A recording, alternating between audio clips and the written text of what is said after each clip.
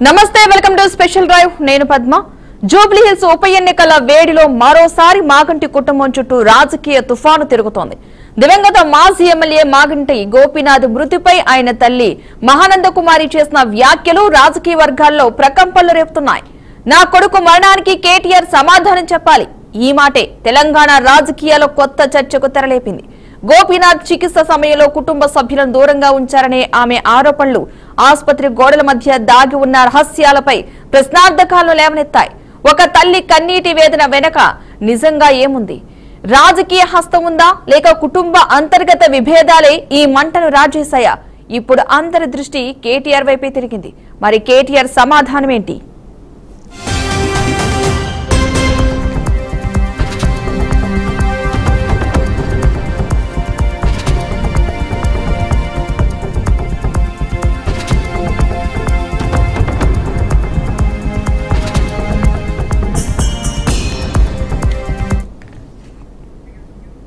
మాజీ ఎమ్మెల్యే మాగంటి గోపీనాథ్ మృతిపై కొనసాగుతున్న వివాదం రోజురోజుకి కొత్త మలుపులు తిరుగుతోంది తన కుమారుడి మరణానికి సంబంధించిన సమాధానాలు కోరుతూ తల్లి మహానంద కుమారి తెరపైకి రావడం రాజకీయంగా కూడా తీవ్ర ప్రభావం చూపుతోంది ఆసుపత్రిలో గోపీనాథ్ చికిత్స జరుగుతున్న సమయంలో ఆమెను లోపలికి అనుమతించలేదని కేటీఆర్ హాజరైనప్పుడు తనకు తాను కలిసే అవకాశం కూడా ఇవ్వలేదని ఆరోపణలు చేయడం బీఆర్ఎస్ వర్గాల్లో అసౌకర్యాన్ని కలిగించింది కేటీఆర్ వచ్చి వెళ్లిన వెంటనే గోపీనాథ్ మృతి వార్త బయటకు రావడం పలు అనుమానాలకు తావిచ్చింది నా కొడుక్కి న్యాయం కావాలి అని మహానంద కుమారి చిందించిన కన్నీళ్లు ఇప్పుడు రాష్ట్ర రాజకీయాల్లో చర్చనీయాంశంగా మారాయి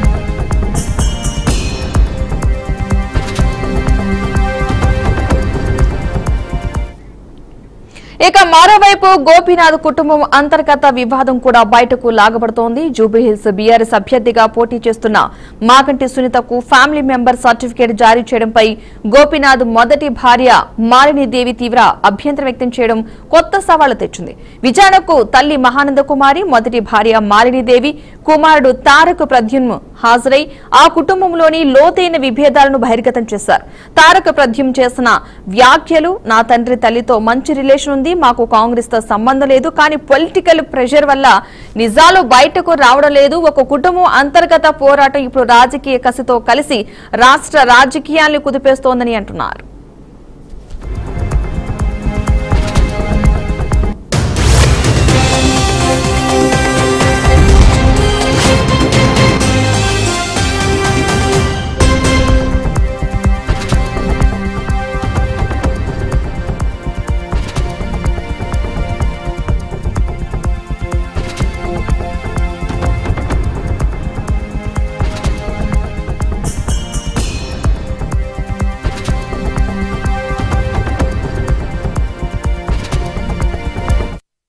ఇంట్లో ఇక్కడ పిల్లడు అక్కడ ఉండంగానే ఇంకా చనిపోయాడో లేదో తెలియదు వెంటిలేటర్ లో ఉన్నాడు ఒక్కసారి చూస్తానంటేనే నన్ను కన్న తల్లిని ఆడికి 63 ఏళ్లు నాకు 92 ఏళ్లు ఏమ్మా చివరి దశలో ఇటువంటి బాధ వచ్చింది ఏంటి పిల్లని చూస్తానంటే చూడలేకుండా చేసి 3 రోజులు మరి వెంటిలేటర్ లో అట్టి పెట్టారు నాకేంటి డాక్టర్స్ రావచ్చమ్మా అంటే నాకు తెలియదు కదా ఆశ అనమాట వస్తున్నాడు అక్కడే పడినా ఈ కేటీఆర్ గారు ఒకసారి వచ్చారు వచ్చినప్పుడు అయ్యా నా నీకు రానివ్వట్లేదు కొంచెం చెప్పాయంటే గమ్మని తలుపు మూసుకుని వెళ్ళిపోయాడు కానీ అయ్యో వస్తాను చూస్తాను ఏంటమ్మా అని మాట కూడా అడగల ఆయన వచ్చాడు వచ్చి ఆమెతో మాట్లాడాడు పైకి వెళ్ళి వాళ్ళు వేరే రూమ్ లో ఉన్నారు మాట్లాడాక పరిగెత్తా ఏంటంటే లిఫ్ట్ లో కేటీఆర్ ఉన్నారు నేను కూడా ఆ లిఫ్ట్ లో ఉంటాను అయ్యో ఏం చెప్తాను కొంచెం చూడనిస్తాడేమోనని ఆశమ్మా ఏం చేయదు అన్న తల్లిని కదా ఆశతో పరిగెడితే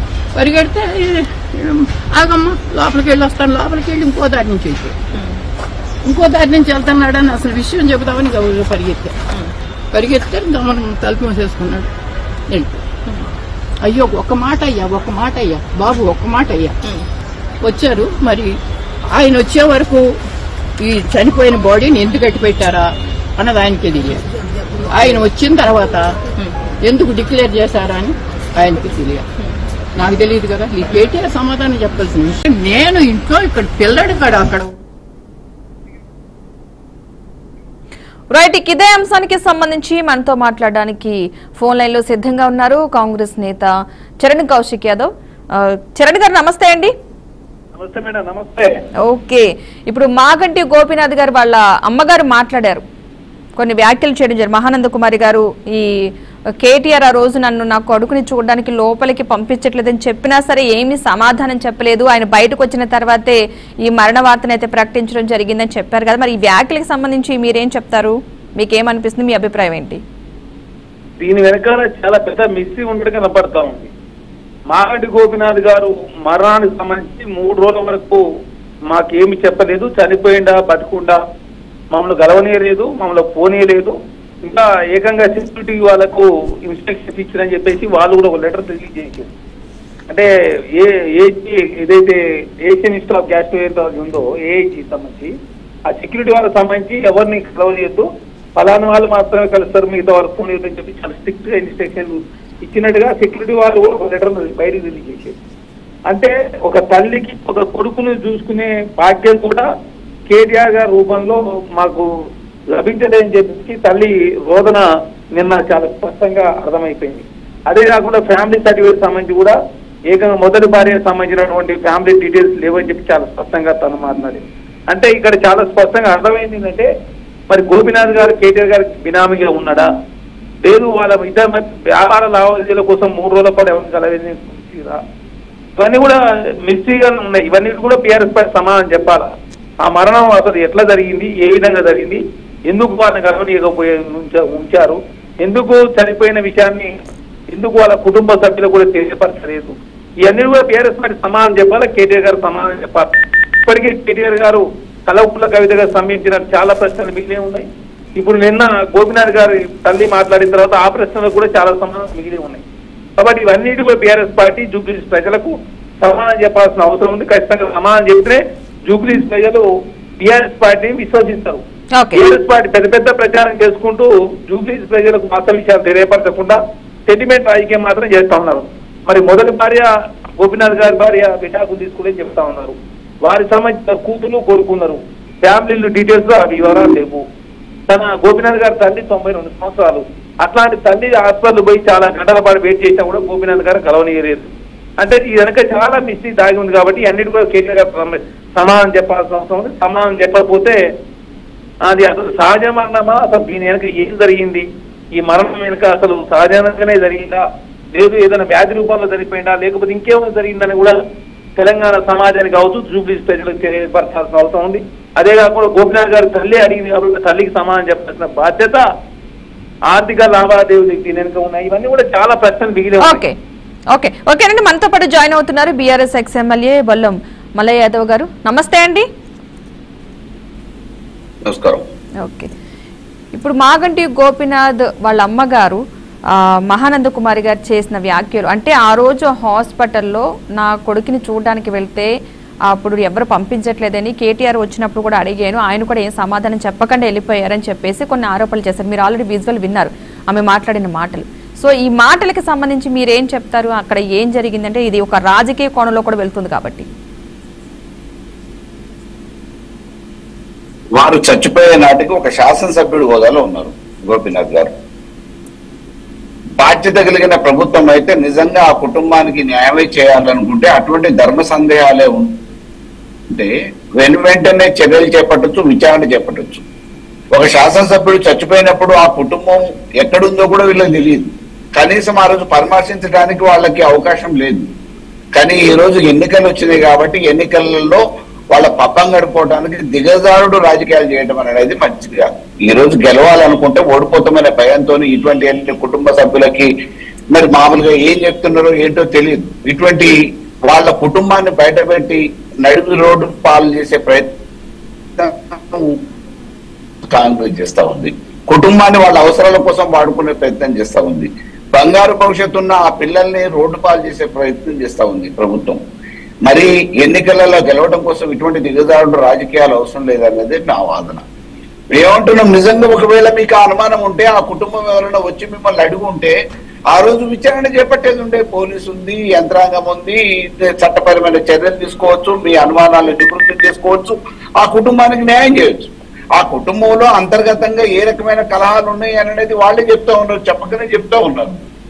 ఎన్ని రోజులుగా వాళ్ళ మధ్యలో గ్యాప్ ఉంది, ఆ కుటుంబంతో విడిపోయి ఎంత దూరంగా ఉంటున్నాడు అని అనేది వాళ్ళు చెప్పకనే చెప్తున్నారు.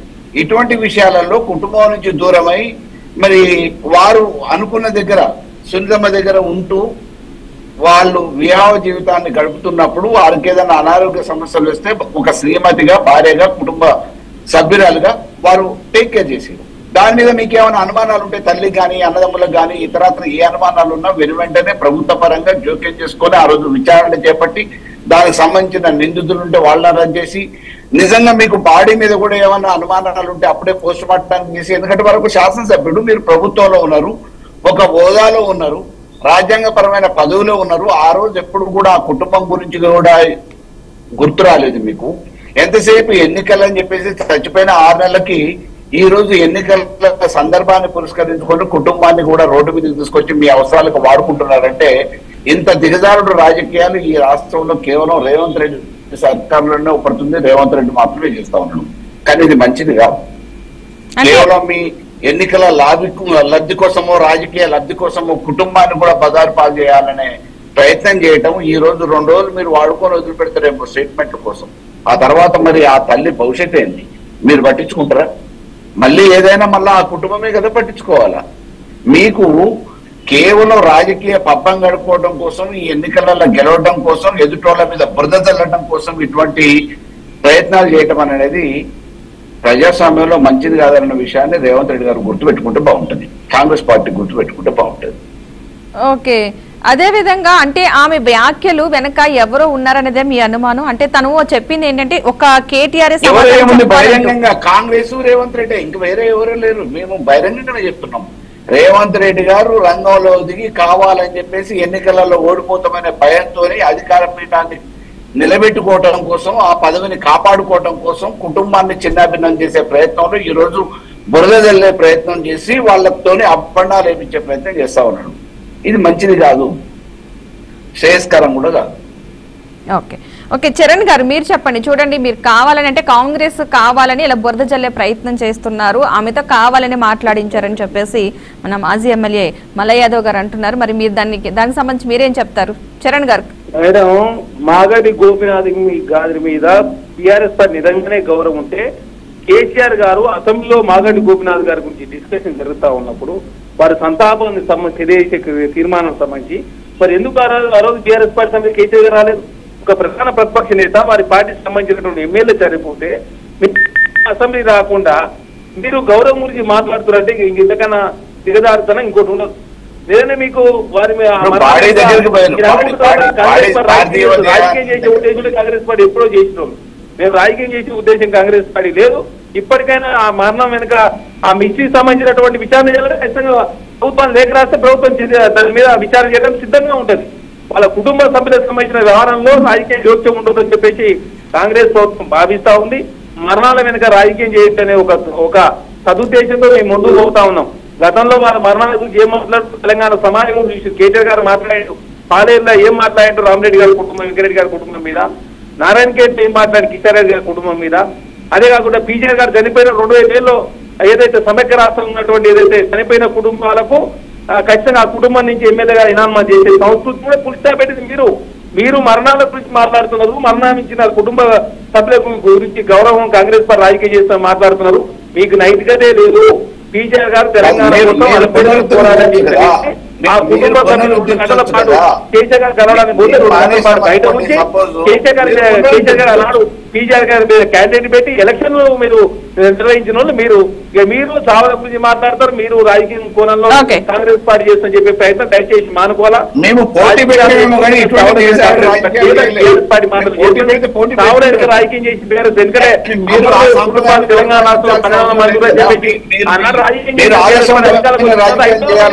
పరిహారం ఇచ్చింది. ఆ విషయంలో కల్వకుంట్ల కవిత గారు చాలా స్పష్టంగా చెప్పారు. తల్లితో కూడా చెల్లితో కూడా ఐక్యం చేసింది టీఆర్ఎస్ పార్టీ, మేము కాదు కదా.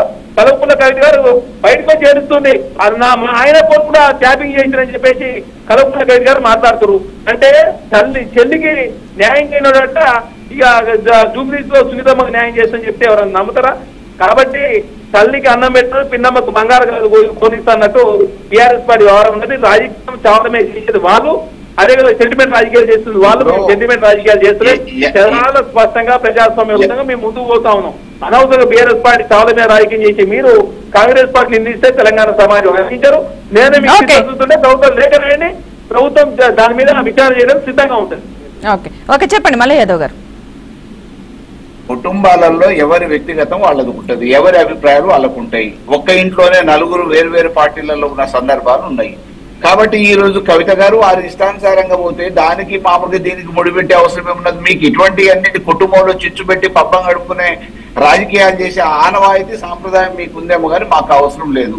ఎవరి నిజాయితీ ఏంటి అనేది ప్రజలు గమనిస్తారు. మేమేమంటున్నాం, గాంధీ గారి మీద అభిమానం ఉంది కాబట్టి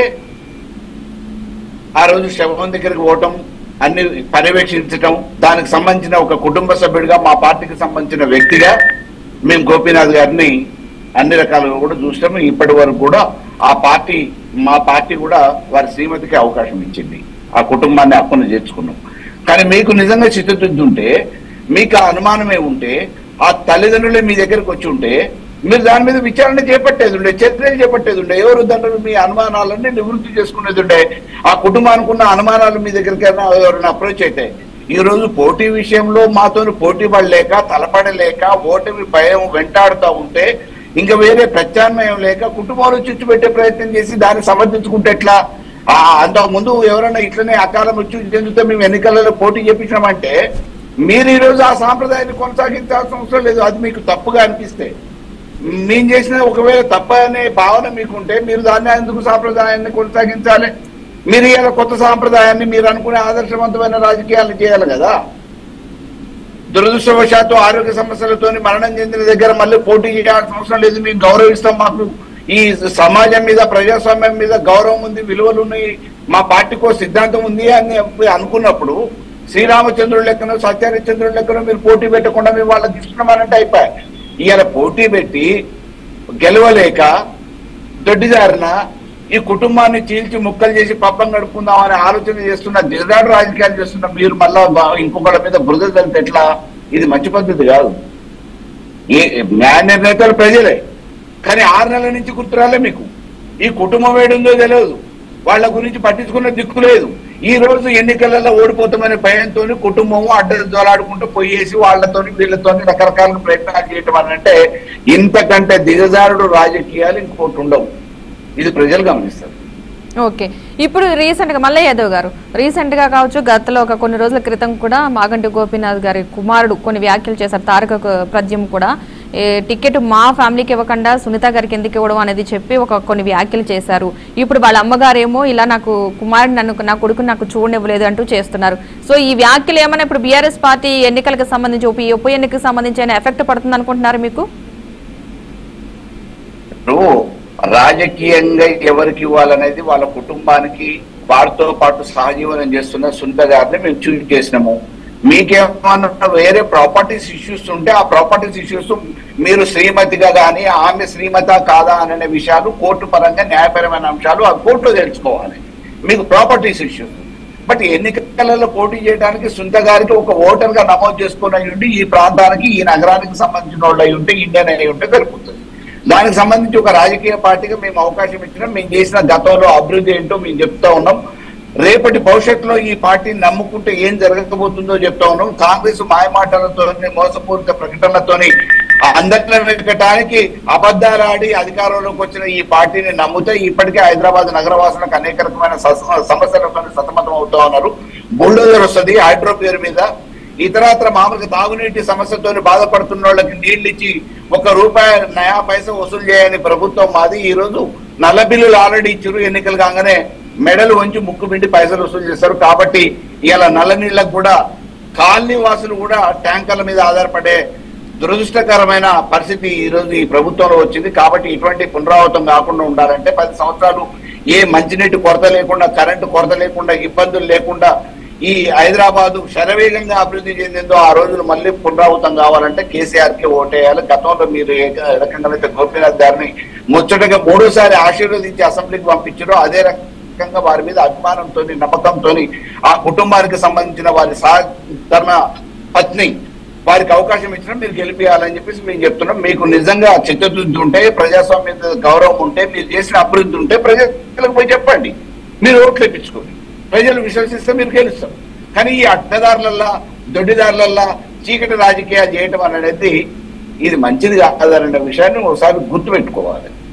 ఓకే, అదేవిధంగా మల్లయ్య యాదవ్ గారు, ఇప్పుడు మహానంద కుమారి గారు చేసిన వ్యాఖ్యలకు సంబంధించి ఏమన్నా పార్టీ స్థాయి విచారణ జరుగుతుందంటారు? ఎందుకంటే తను కేటీఆర్ సమాధానం చెప్పాలని ఆమె అంటున్నారు కాబట్టి. ఇది కేవలం రాజకీయంగా మమ్మల్ని బురద జల్లే ప్రయత్నం, మా మీద దుమారం లేపటానికి మాత్రం కాంగ్రెస్ వాళ్ళతో మిలాకతే రేవంత్ రెడ్డి గారి ప్రోద్బలంతో చేస్తున్న స్టేట్మెంట్ తప్ప ఇంకొకటి లేదు. నిజంగా వారికి అటువంటిదే జరిగి ఉంటే ఎన్ని రోజులు అదే రేవంత్ రెడ్డి దగ్గరకు పోయి చెప్పుకొని ఉండొచ్చు కదా, అదే రేవంత్ రెడ్డి న్యాయం చేయడానికి అవకాశం ఉండే కదా, దానికి సంబంధించిన విచారణ చేపట్టే అవకాశం ఉండే కదా. ఈ రోజు ఇంకో 2 రోజులు అయినాక ఎన్నికలు అయినాక ఈ రోజు ఎందుకు గుర్తొస్తుంది? నిన్న 6వ తారీఖు 11వ తారీఖున ఎన్నికలు, ఇంకా వేరే ప్రత్యామ్నాయం లేక ఓటమి పాలైతామని చెప్పేసి నిర్ధారణకు వచ్చిన తర్వాత ప్రభుత్వంగా వాళ్ళు చేయాల్సిన అన్ని చర్యలు చేపడుతూనే సామభేద దాన దండోపాయాలని చెప్పేసి రౌడీజం చేస్తూనే, పోలీసులను ఉపయోగిస్తూనే, అధికార యంత్రాంగాన్ని ఉపయోగిస్తూనే, డబ్బులు మద్యం విచ్చలవిడిగా వెదజల్లుతూనే అప్పటికి కూడా మేము ఓడిపోతామనే భయం పట్టుకున్న ఈ పరిస్థితులలో ఇక ప్రత్యామ్నాయం వేరే మార్గం లేక ఆఖరికి కుటుంబంలో చిచ్చు పెట్టడానికి పాపం ఈ రోజు ఆ వయసులో ఆ వృద్ధురాల్ని రోడ్డు మీద తీసుకొచ్చి చెప్పిస్తా ఉన్నారు. ఇంతకంటే దురదృష్టం, ఇంకంటే ఘోరమైన పరిస్థితి ఇంకోటి ఉండదు. రాజకీయాలు చెయ్యాలి, కానీ ఒక ధర్మబద్ధమైన రాజకీయాలు ఉండాలి, సిద్ధాంతపరమైన చర్చ జరగాలి, అభివృద్ధి మీద జరగాలి, మీ పార్టీ ఏం చేస్తుందో చెప్పాలి, చేసిన ఏంటో చెప్పాలి. కానీ ఇటువంటి దొడ్డిదారి ప్రయత్నాలు చేయటం, దిగజారుడు రాజకీయాలు చేయటం అనేది రేపటి భవిష్యత్ తరాలకు మంచిది కాదనే విషయాన్ని రేవంత్ రెడ్డి గుర్తుపెట్టుకుంటే బాగుంటుంది. ఓకే, చరణ్ కౌశిక్ గారు మీరేం చెప్తారు? చివరికి ఏం కోరుకుంటున్నారు? మేడం, మాగంటి గోపీనాథ్ గారి మీద అంత ప్రేమ ఉంటే అసెంబ్లీలో అసెంబ్లీలో మాగంటి గోపీనాథ్ గారి మీద చర్చ జరుగుతుంది. కేసీఆర్ గారు రాకుండా మీరు పెద్ద పెద్ద మాటలు మాట్లాడి వాళ్ళ కుటుంబాన్ని తీసుకొచ్చి మేము మాకేం సంబంధం, మాకేమన్నా మేము ఇట్లాంటి రాజకీయాలు బీఆర్ఎస్ పార్టీ చేస్తున్నప్ప మేము చేయము. కుటుంబంలో తగాదాలు పెట్టి మీరు మాగంటి గోపీనాథ్ గారి కుటుంబంలో తగాదాలు పెట్టి మీరే కదా, మేము కాదు కదా. తల్లిని కొడుకు చనిపోతే చూపించండి, మీరు పెద్ద పెద్ద మాటలు మాట్లాడితే ఉన్న అర్థం ఉందా? మేము చెప్పింది కాదు కదా. చిన్న రాజకీయాలు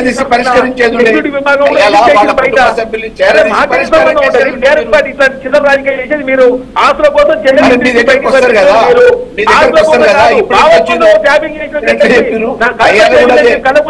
మాట్లాడుతుంది కదా. టీఆర్ఎస్ పార్టీ తెలంగాణ ఉద్ధరించినట్టు ఇక వీళ్ళు లేకపోతే తెలంగాణ రాష్ట్రమే లేదు. ఏం చేసిందంటే తెలంగాణకు 7 లక్షల కోట్ల రూపాయలు అప్పు చేసి ఉద్ధరించింది తెలంగాణ. ఎకరైతే మేము 24,000 లీటర్లు ప్రతి కుటుంబానికి బ్రేక్ ఇస్తుంది గతంలో ఉన్నటువంటి. కానీ మేము కంటిన్యూ చేస్తాం. ఎక్కడైతే మేము ఆర్టీసీ 300 కోట్ల రూపాయలు